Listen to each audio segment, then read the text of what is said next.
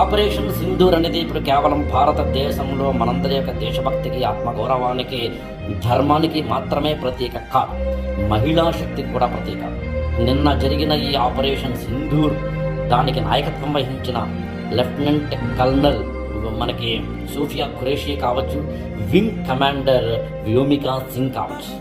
ఒకరేమో ముస్లిం మతానికి చెందినవారు, ఇంకొకరేమో సిక్కు మతానికి చెందినవారు.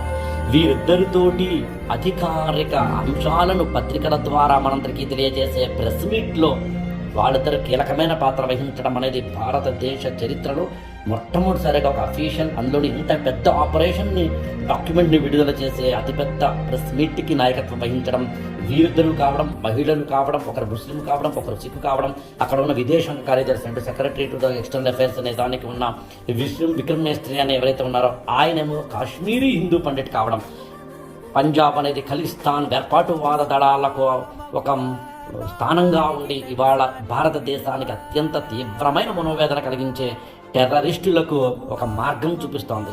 అక్కడి నుంచి వచ్చిన ఒక స్త్రీ, అసలు టెర్రరిస్ట్ అంటేనే ముస్లింలు అనే ఒక అపోహ ఉన్న ఈ రోజుల్లో ఒక సోఫియా ఖురేషీ అనే ముస్లిం వనిత, కాశ్మీర్ అనేది కేవలం కుంకుమ పువ్వుకి మాత్రమే కాదు, రక్త సింధూరాలకు కూడా నిలయమైన రోజుల్లో మొన్ననే 26 మందిని కోల్పోయిన భారతదేశం, అక్కడి నుంచి వచ్చిన కాశ్మీరీ హిందూ పండిట్. ఇప్పుడు చెప్పండి, ఎంత సమైక్యత, సమగ్రత, మతపరమైన అంటే లింగపరమైన, మతపరమైన, కులపరమైన, భాషాపరమైన అన్ని రకాలైన భేదాలను తొలగించుకుంటూ వెళ్ళే ఒక దేశంగా మనం నిలవడానికి ఇలాంటివే ఉదాహరణలు.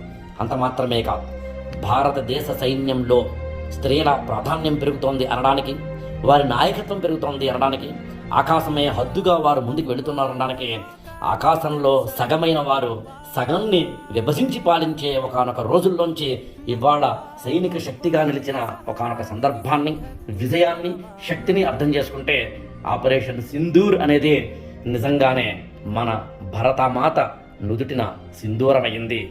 Thank you so much.